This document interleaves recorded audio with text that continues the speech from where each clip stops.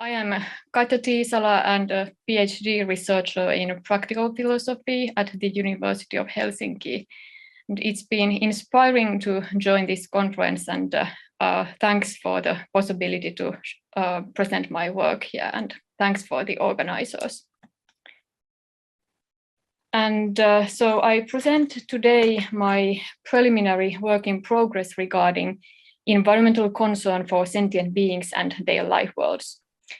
My starting point is the problem of neglecting sentient non-human animals in the current environmental discourse.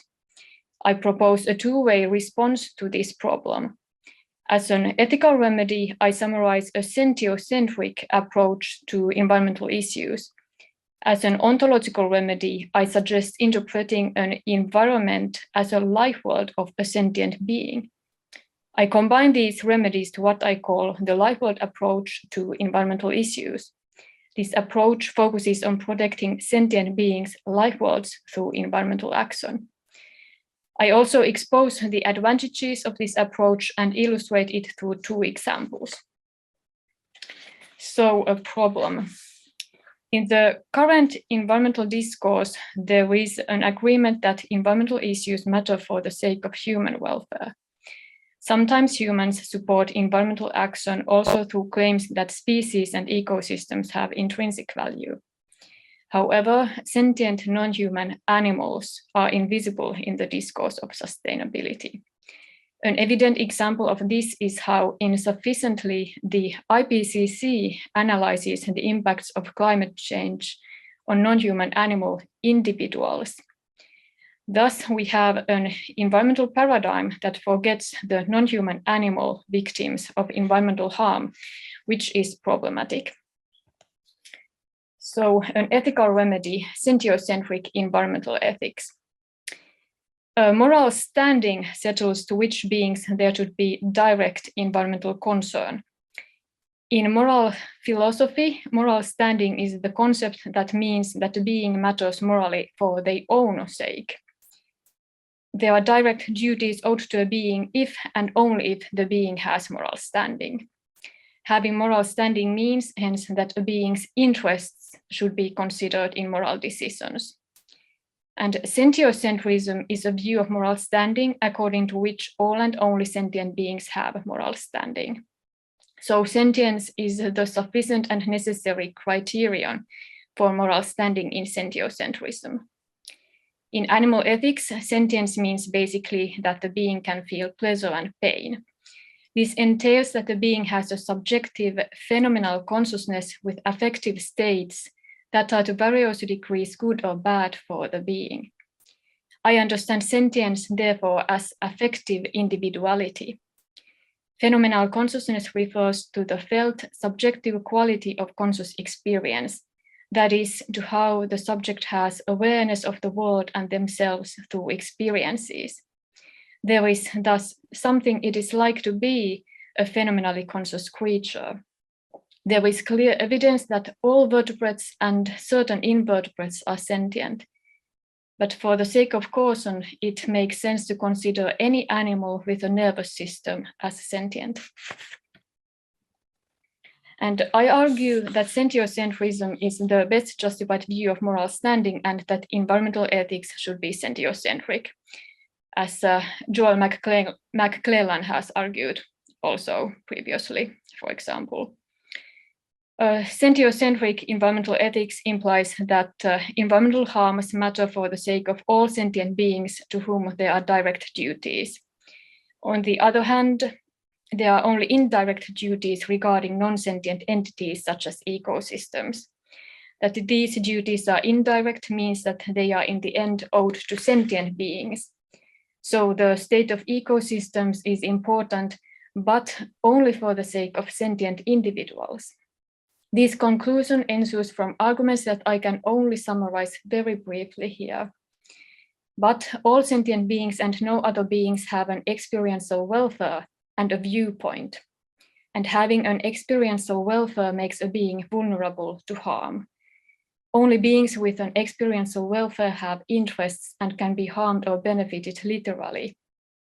It is impossible to define the welfare of ecosystems and species in a non-arbitrary way because they lack a conscious and affective viewpoint.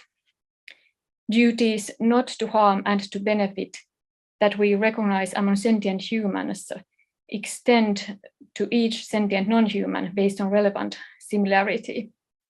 Differential treatment according to species membership or lack of abilities would represent discrimination, that is, speciesism and ableism, respectively. An ontological remedy.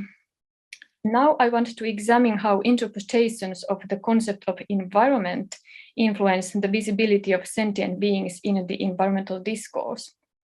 Anthropologist Tim Ingold distinguishes two ways to understand what an environment is. On one hand, an environment can mean a sphere or a life world that surrounds a subject who experiences it and lives in it.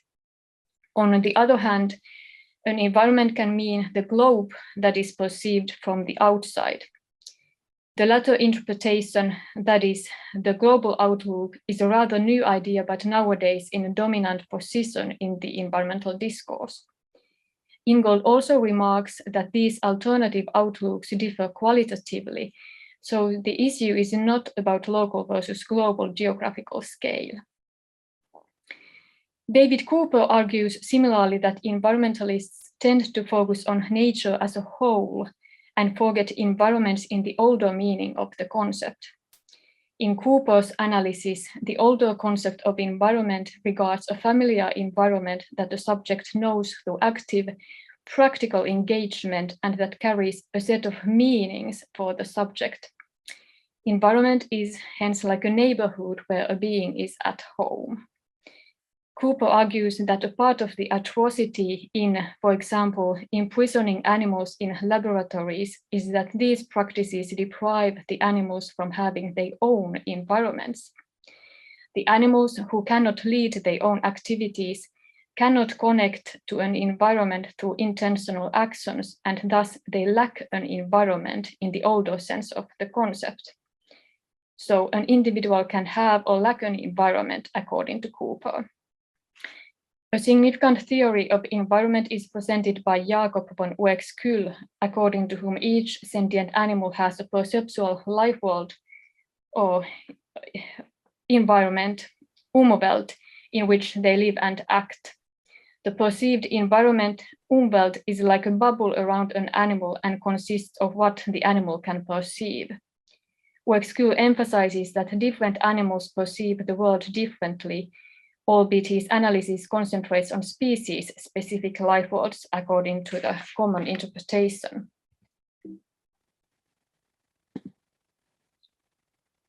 And I argue that understanding an environment as a life world would be useful to increase attention to sentient non-humans in the environmental crisis. In my view, a life world is the experienced environment in which a sentient being dwells. A sentient being necessarily has a life world, they cannot lack one. So I depart here from Cooper's analysis. The central issue is the quality of the life world. A life world consists of a subjective dimension that is a phenomenal life world and of an objective dimension that I call surroundings. This differs from Uexküll's terminology, where surroundings means human Umwelt and where there is no concept for the objective reality. I propose that we can distinguish from the subjective dimension an affective, a perceptual, and a cognitive dimension. The subjective dimension regards how a sentient being experiences the objective surroundings, whereas the objective dimension regards what actually exists around the being. In my view, a life world is individual specific, not species specific. And I suggest that this idea of a life world differs significantly from the concept of habitat. A habitat is often analyzed as species specific, which moves the focus away from sentient individuals. Secondly, a discussion on habitats does not pertain to the experienced phenomenal perspective of sentient individuals. Thirdly, the geographical scope or location of a habitat can diverge from a sentient being's life world. For instance, an animal living in a cage has a life world that locates outside their species-specific habitat. I want to now combine my ethical and ontological remedy to the problem of neglecting sentient non-humans in environmental issues. I call this combination the life world approach. According to this approach, we should direct the environmental concern to all sentient beings' life worlds. Sentient beings matter morally for their own sake, and their life worlds matter to them. Thus, there are direct duties to all sentient beings and indirect duties regarding objects in their life worlds. The environmental concern should regard the quality of each sentient being's life world. And environmental problems are morally unjustifiably harmful life worlds for sentient beings, non-human or human. Adverse environmental change on any geographical and temporal scale, for example, climate change, matters because it changes life worlds harmfully. And the same objective surroundings are different in each individual's perspective. We should govern life worlds in a way that protects sentient beings' welfare interests. That is, what is good for each of us sentient beings.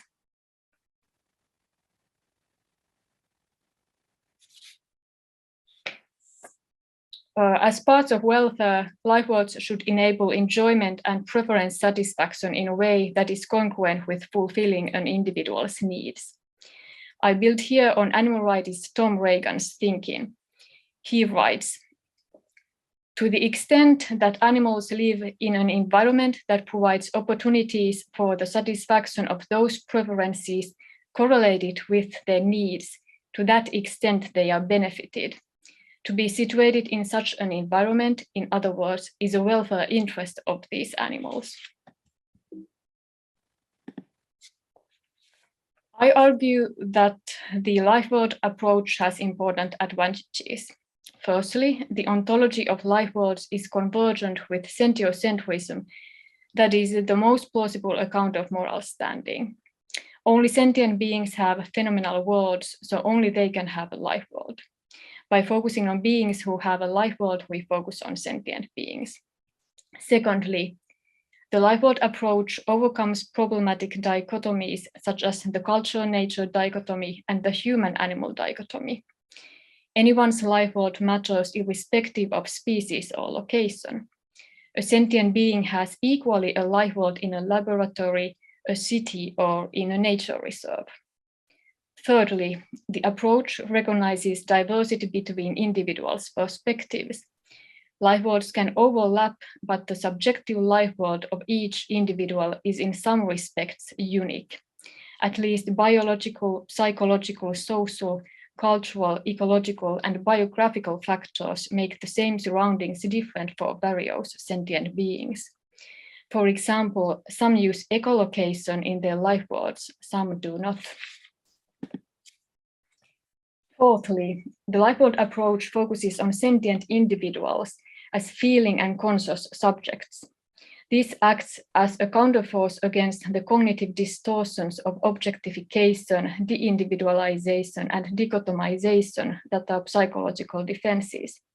These cognitive distortions make sentient non-humans appear as things, mere representatives of groups, and classified, say, to edible and inedible. Overcoming these cognitive distortions is a part of the ethical transformation needed. Fifthly, the life world approach cultivates empathy. Attuning to the goodness of life worlds for their inhabitants implies exercising empathy. Sixthly, the life world approach implies ethical limits on anthropogenic environmental change. Aileen Christ argues that thinking that non-human nature and everything in non-human nature lacks a mind has causally induced the environmental destruction. The life world approach rejects this Cartesian legacy by acknowledging that sentient non-humans are conscious and that there are environmental duties to them. Lastly, the life world approach may motivate environmental action. The suffering of sentient individuals may engage humans, for example, to emission reductions better than abstract discussion on global environmental change. In the Lifeworld approach, it is inbuilt that environmental actions matter as the actions impact the lifeworlds of individuals with moral standing. To illustrate the Lifeworld approach, let's turn to examples. In the case of habitat destruction, the Lifeworld approach implies that a loss experienced by a sentient animal is by itself an environmental problem. When humans destroy someone's habitat, the sentient being loses the environmental benefits that enabled their need satisfaction. They face deprivation. Also, their preferences related to needs are dissatisfied and they suffer as the result of deprivation.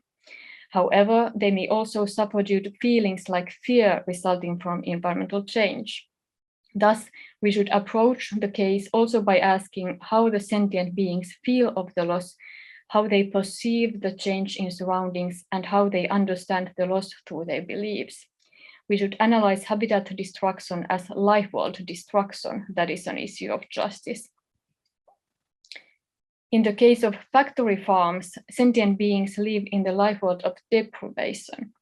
Their surroundings conflict their needs, such as forming valuable social relationships. In these lifeworlds of deprivation, the unfortunate inhabitants encounter a loss of what kind of life they could have had. We should pay close attention to the phenomenal dimension of their condition. We must ask, how do they feel? What do they perceive? What do they believe? And I argue that factory farms are by themselves environmental problems, regardless of their contribution to phenomena such as climate change, biodiversity loss, water scarcity, and so on.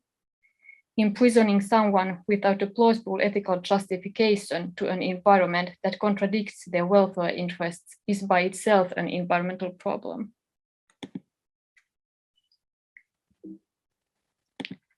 And these pictures visualize the lifeworld of deprivation and lifeworld destruction. And I argue that both are by themselves extremely harmful environmental conditions when viewed from the perspective of their inhabitants. And conclusions.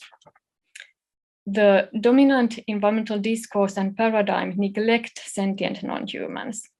As an ethical remedy, I have argued that environmental ethics and accordingly environmental action should rely on sentiocentrism. As an ontological remedy, I have defended interpreting the concept of environment as a life world. These remedies combine to my life world approach in which environmental concern regards sentient beings life worlds. The environmental challenge consists thus of protecting everyone's life world in a morally appropriate way.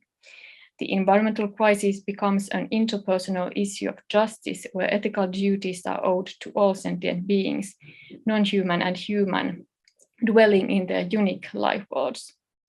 Consequently, unacceptably adverse life worlds are by themselves environmental problems, irrespective of socio-ecological ramifications.